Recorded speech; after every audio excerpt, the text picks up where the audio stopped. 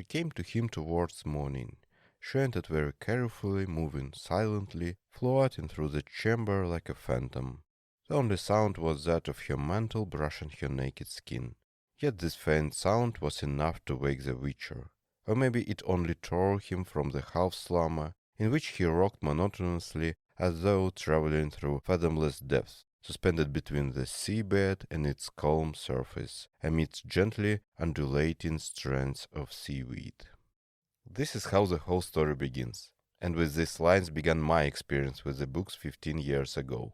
This was before the world fame, the millions of fans and awards, the Netflix series. Today I'm going to tell you the story of the creation of the Witcher game.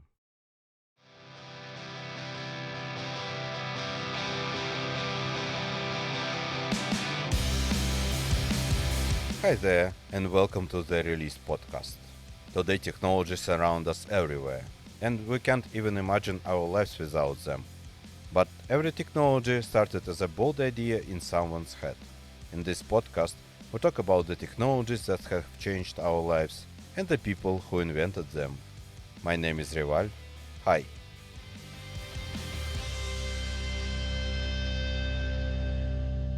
The Witcher is a game about a professional monster slayer who is hired by villagers and sometimes by kings. When the third part of the game was released, it was a big breakthrough for many players. And even after almost 10 years, many people still call it their favorite game. But it all started with a series of books. How do you imagine the creator of this super popular fantasy world? Probably it should be a fairly adult person who has spent half of his life professionally studying history or languages, and the creation of his world should be something like a scientific thesis for this person, in which he or she applies all their knowledge.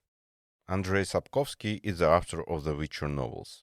Now by his appearance alone you can tell that he is the author of the popular universe, although I don't really know what such author should look like. But here is, for example, is a recent photo of him sitting in a boat somewhere in the middle of a lake, holding a fishing rod.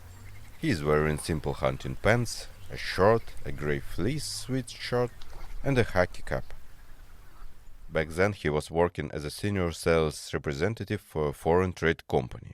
His son told him about the contest by Polish science fiction and fantasy magazine Fantastica. Andrei himself liked to read fantasy, and even sent to this magazine sometimes his stories and made translations. As a result, he wrote a story called The Witcher for this contest in 1986.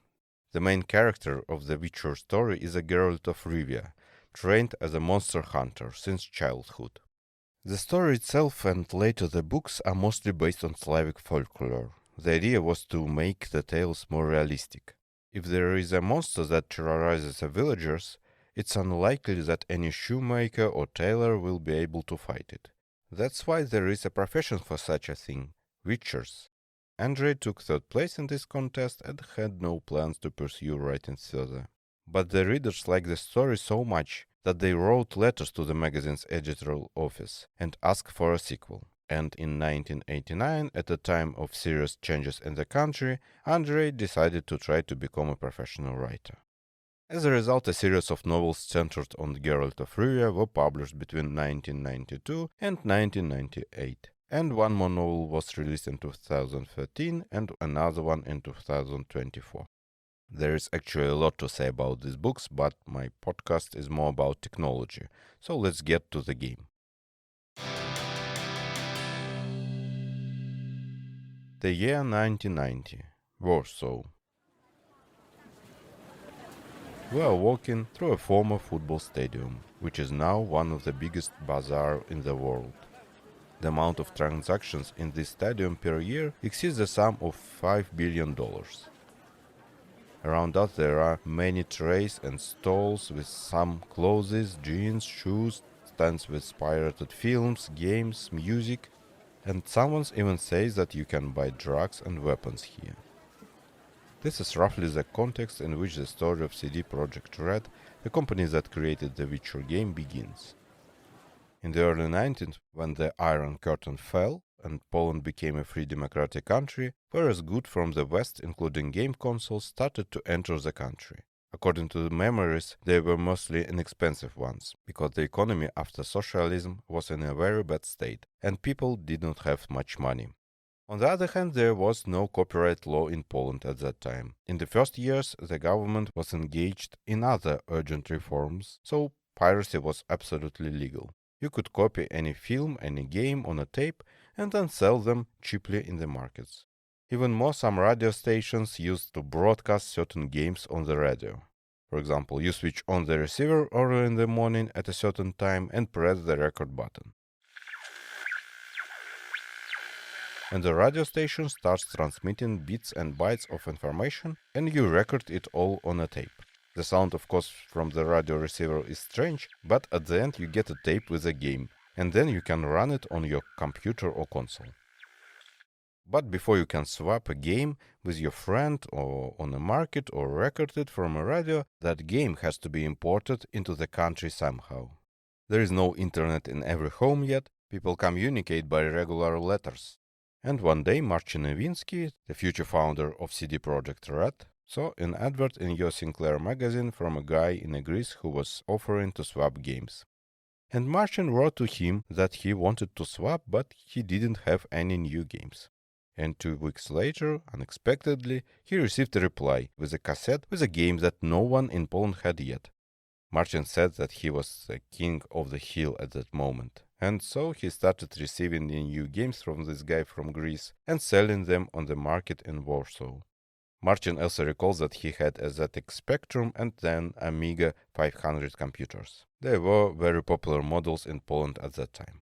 But some events soon took place that forced a change in the business.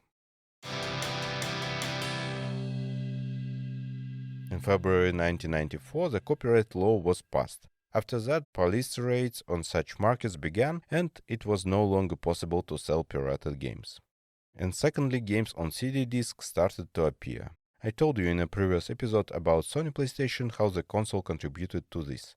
CD-ROMs at that time had fairly slow write speed and were themselves very expensive. Therefore, it was difficult to make copies on them on a large scale. But games themselves on CD discs were much cooler. More music, nice textures, sound effects, voiceovers, video. Because of all these reasons, they could no longer continue to sell games, and changes were needed. Marcin Nowinski and his friend Mikhail Kiczynski set up a company called CD Projekt. CD, by the way, in the name is a reference to discs, and started legally distributing games. They were importing game discs from Indiana, putting them in Polish boxes and with Polish manuals, and they were also thinking about full Polish localization. All games in Poland they were sold in English at that time. The market of games was too small, so publishers didn't want to spend money on localization. But Marcin and Mikhail thought the market was small because games were sold only in English. And at that time people in Poland didn't know English very well. They started experimenting with children's games and saw that localization worked, that people were willing to pay money for games in their native language. Then they decided to take on the big deal. They have made an agreement to localize and release Baldur's Gate game from BioWare in Poland, but they needed to sell 3,000 copies of the game, and before that their best result was only 1,000 copies. They invested a lot of their money in this project. And if something had gone wrong, the deal could have bankrupted them. They hired famous Polish actors, prepared big, beautiful boxes. Zbudowana na szczycie skał górujących nad wybrzeżem mieczy, cytadela Candlekeep kryje w swoim wnętrzu najpełniejszą i chyba największą... But their main problem was pirates. CD Projekt would spend money on localization, actors, publishing the game in beautiful boxes, and in just a few days this game could be bought on the market several times cheaper. How to convince players to buy the official version of the game and not a cheap pirated one? Perhaps it's possible to try to copy protect the game with some algorithms. CD Projekt tried various copy protection measures, but they were still cracked by pirates and the game was still copied and sold by them. Then they come up with a solution that they would apply for the rest of the company's history. They decided that the best thing to do was to provide added value, which the pirates couldn't do. They put in the box with the game a map from the game, a disc with a soundtrack, and a Dungeons and Dragons book. Pirates, of course, couldn't offer anything like that, so it was supposed to be a good motivation for customers to buy the official version. But still, they were full of doubts and fears that they wouldn't be able to sell 3,000 copies. In fact, they eventually sold 18,000 copies, even in the first day already. Their office was filled with this game, even they had to rent a separate warehouse. This for sure was a great success for the CD Projekt. It was the year 1999.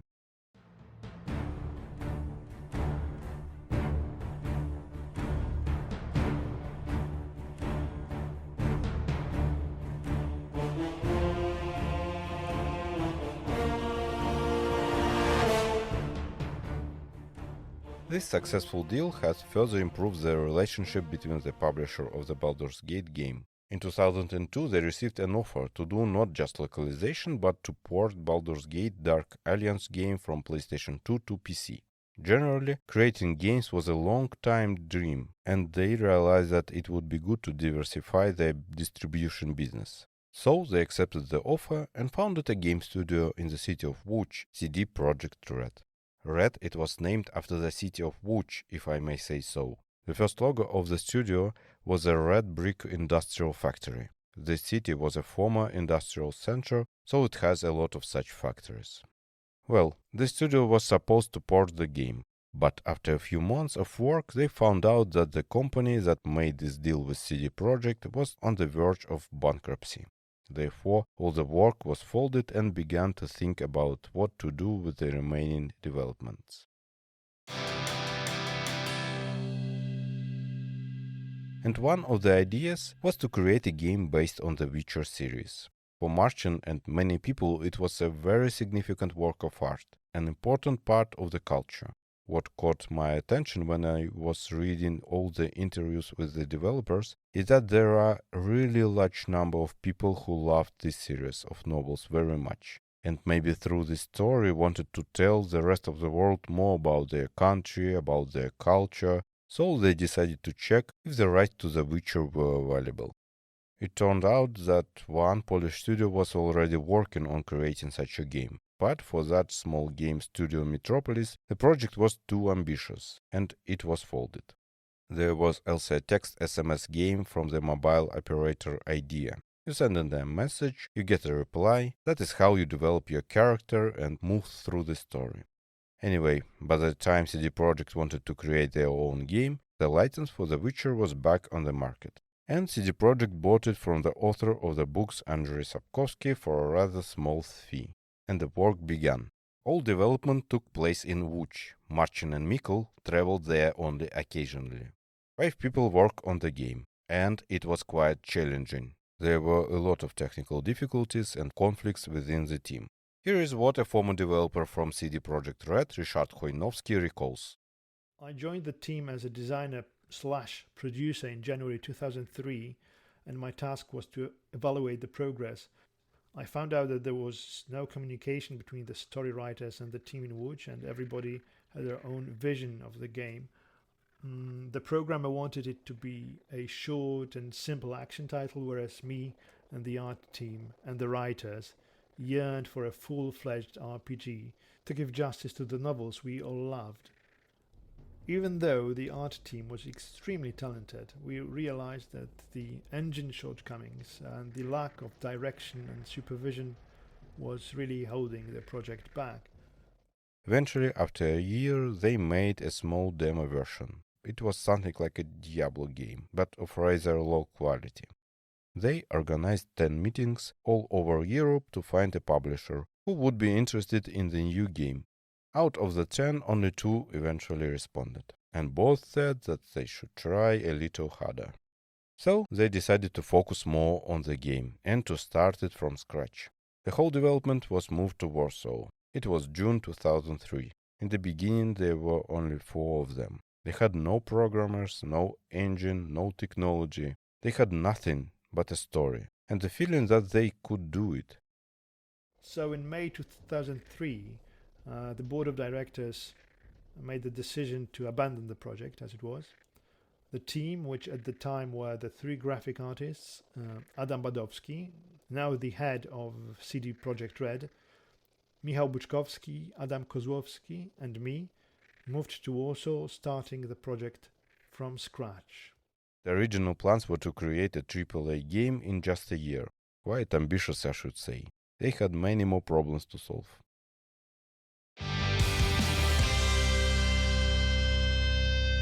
Where would you start in creating such a game? The first thing they did was start hiring more people. Actually, they later recalled that they had no experience in creating games at all. There was no one to ask for advice, and they had to learn everything themselves. Another problem was the game engine that the demo was made on. It was the reason why there were a lot of technical difficulties. The engine was simply outdated, so they needed a new one. The game engine is what the game is built on. I will definitely dedicate a future episode to different engines, but for now I can say in a simple words that it's like a constructor. Programmers don't write everything from scratch when they create a game. They use some pre-built tools that are roughly the same for different games. Like in a constructor, they built their figure from cubes. So they started looking for a new engine to replace the existing one. All available solutions were very expensive and did not fit into the budget of the future game. But they were helped by their friendship with BioWare. Remember, this is the company that created the game Baldur's Gate, which CD Projekt localized and successfully sold in Poland. So, at the E3 Expo in 2003, they managed to negotiate with BioWare to sell CD Projekt the license for the BioWare's Aurora engine for a reasonable price. This engine was used in the game Neverwinter Nights. However, CD Projekt Red say that in the end 90% of the engine's code was rewritten by them, but at least they had a place to start. And another year later, at E3 in 2004, BioWare gave the opportunity to show a demo for the game at their booth. Yes, unlike the original plans, the whole game wasn't made in a year, but the demo was good and got a lot of high reviews. This is how studio founder Marcin Nowinski recalled the event. We arrive and the demo doesn't work, and then overnight they download some builds, and it's super stressful. And even in the morning it works poorly, but for the meeting, magically it does. And then we come into the meeting and super friendly people, no the publisher, nothing like there is no that will cancel the agreement. It's more, again, ambition and what they will think about us. And you talk to the RPG gods and they will rule on your demo if it's good or not. So imagine the amount of stress. Yeah. Yes. And they say they like it. And we have this, they grant us this corner at their booth, and I said it many times, but I'm really grateful until today about that, because this was like putting a BioWare seal of quality on CD Projekt Red. Right. Really, honestly, that's what it was. In all games of the series, the player plays as Geralt, but in this demo was implemented the idea that the main character will be an unknown witcher. The player can create a character for himself, even create a female. So here we are at the pier by the old castle outside of Vizima with our custom witcher. And just as a reminder, at the time the game was supposed to feature a player-created witcher as a main protagonist, with Geralt appearing only as an NPC. And here you can find some info about the 2 quests that we were supposed to complete in this demo. So the first task is to find the source of power, and the second task is to investigate some strange noises in the castle. The quests are very, very simple, as you will see. Working on the game was challenging. The Witcher had no particular direction, and sometimes it felt like each department was working on its own game. People often overworked, stayed at night, someone was sleeping under their desk. There was even a case when one of the employees sold his apartment and hadn't bought a new one yet, so he lived in the office for a while, and it wasn't noticed right away, because everyone was already coming in early and leaving late. Some only went home on weekends to do the laundry. And CD Projekt Red's management planned to make the game with a team of 20 people. Yes, it's no longer 5 as in the beginning, but it's still not enough to make a game of this level. This is how Marcin Nowinski recalls it. And we sit in this pub with Greg. He's asking us about the staffing plan. We didn't have HR at all. And already we saw that BioWare had like a strong HR. We were wondering, why do they need that? Makes no sense. We can do it ourselves. So initially we thought we'll finish the game. Actually, in the original design it was like we'll finish in 20 people or whatever. Yeah, blah, blah. But you don't know it. Yeah. People tell you that many times. And you're like, come on, we're Polish, we work harder. Yeah. Shit, not 5 times harder, maybe, 1.5 maybe. But a lot of people working on the game were fans of the books, and so they wanted to make a really good game. Keep the atmosphere, match the level of the story of the books. They even wanted to make an open world, but technology did not allow it. In fact, imagine how difficult it is to make a good game. How to make the moving figures in the game alive, to convince the player that the characters, even the most insignificant ones, have some kind of work, home, family, history, and they don't just walk on the specified points and say a limited number of phrases. This is what determines whether the player will be interested in your world, whether he will want to come back. By the end of the development, the team has grown to 80 people. To create battle animations, they even hired a special group of stuntmen. They spent weeks coming up with a system of movements, combining different fighting styles, and then using motion capture. This is a system when a person wears a special suit, all their movements are recorded on a certain cameras, and then they are transferred to the game to create animation. So the characters in the game move in a very believable way. With the help of motion capture in France, they recorded all the movements.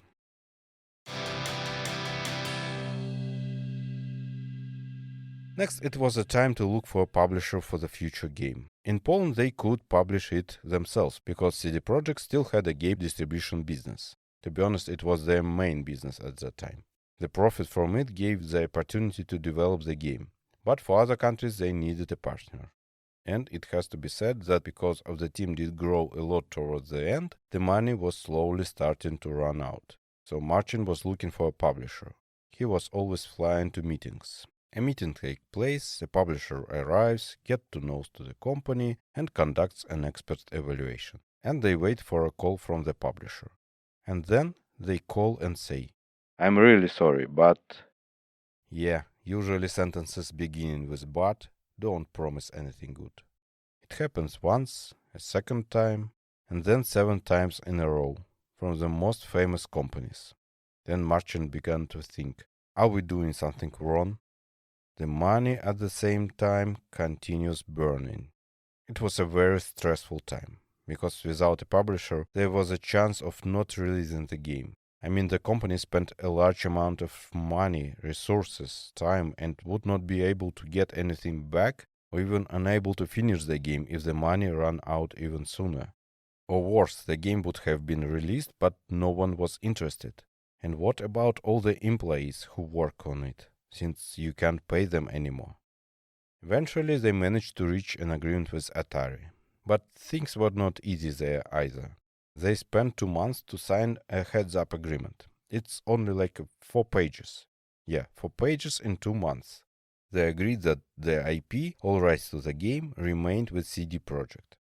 Atari was given distribution rights to certain territories, and that's all. But then they got an agreement that said almost the exact opposite. When they read the contract, they questioned the business partner at Atari, saying that they had agreed on something else. And Atari said, come on, don't worry about it. It's just a formality. Just sign it and that's it. But CD Projekt didn't like it, and they started long work on the contract.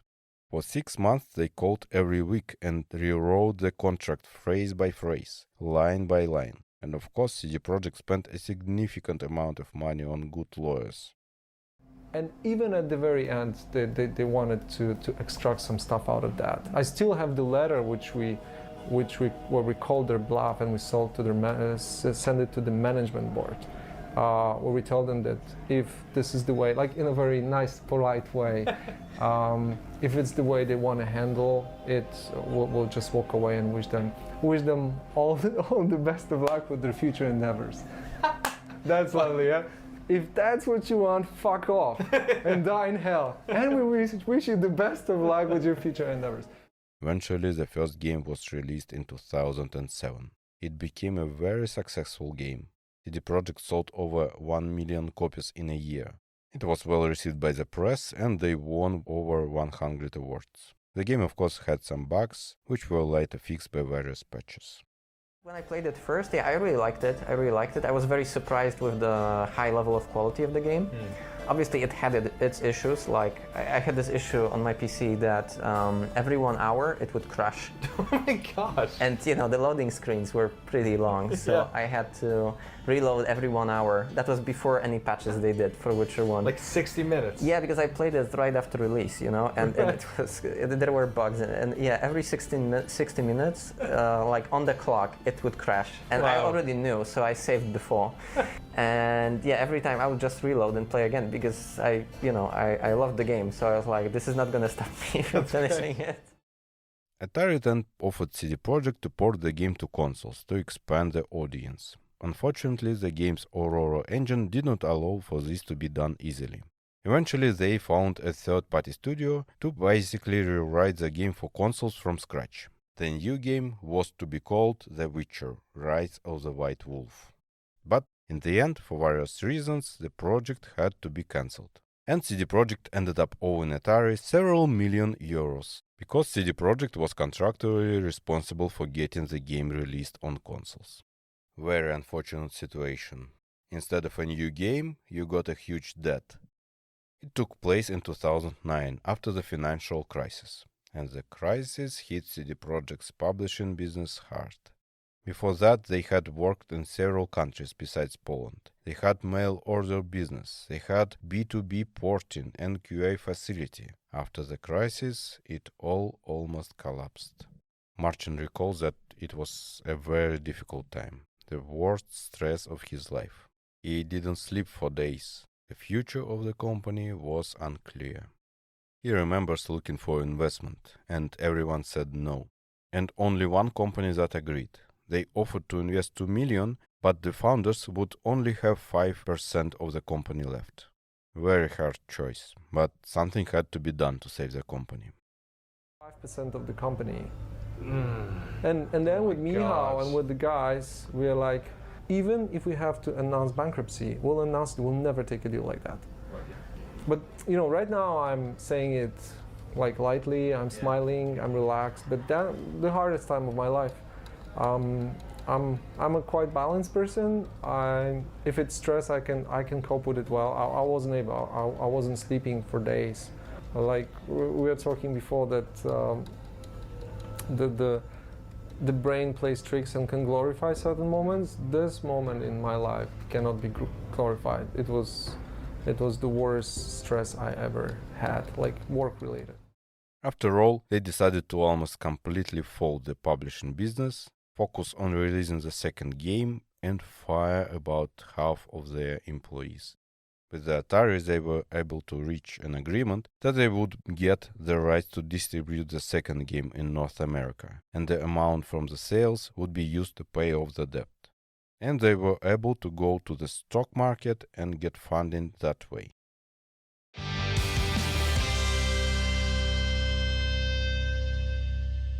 For the second game, they decided to develop their own Red engine, in particular, to be able to easily port the game to consoles. And the development of the engine was going in parallel with the development of the game.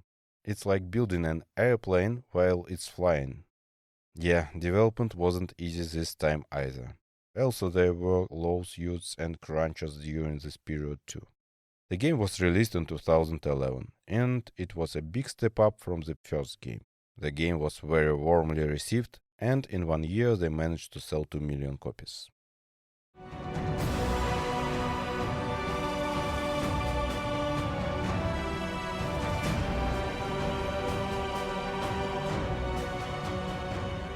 The third game had to have a truly open world, and CD Projekt wanted to do something really ambitious. Their perfectionism was also kept. For example, it is rumored that the scene after the prologue was rewritten 120 times. Many quests were thrown out because they weren't good enough. But because of the scale, the game release had to be postponed twice. Eventually, the game was released in 2015, and it was a great success. In the first 2 weeks, they sold 4 million copies. The game won a lot of awards and became the Game of the Year in 2015.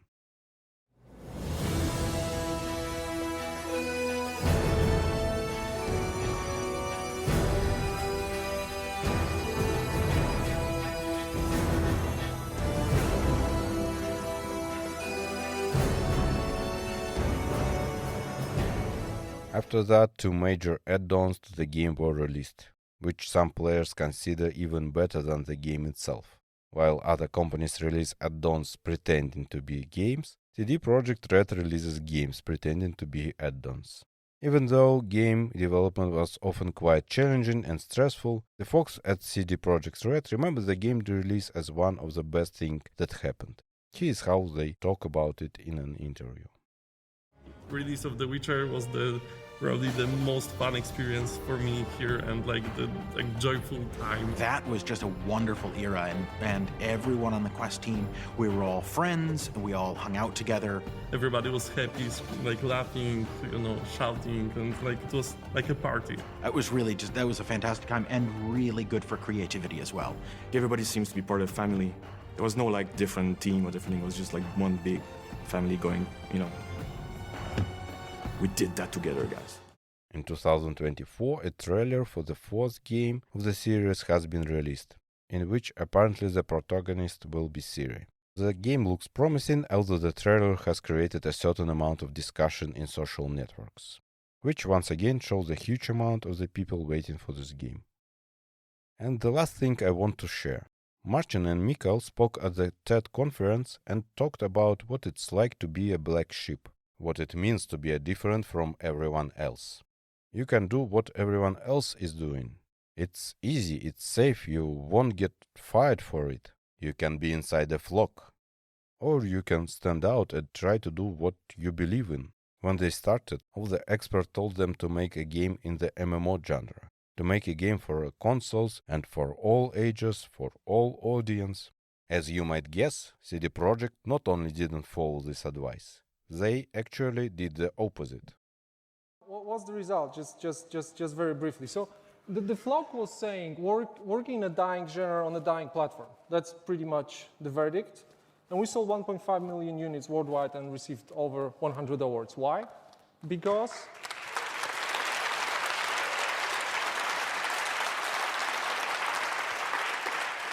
simply because the game was different, it was appealing to a certain audience, and it was true. We delivered what we wanted to deliver, and not some, mass market blah blah pulp, which we really hate, by the way.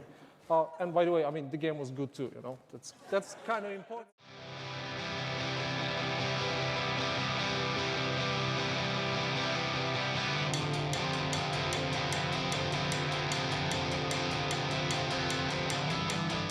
I really like stories like that. When there were so many difficulties on the road, something could go wrong all the time. And only through their hard work, through perseverance, through belief in themselves, in their principles, in their product, do the folks succeed. You may say that this is naive, and there have been many companies that have worked just as hard but have achieved nothing. And you would probably be right, but I am still glad that there are stories like CD Projekt with a good ending. This was the released podcast, and its first season about video games. This is a new podcast, so if you enjoyed it and have the opportunity, please give it a rate, post a comment, and tell your friends. By doing so, you'll be really helping the podcast a lot. Thank you. See you in the next one.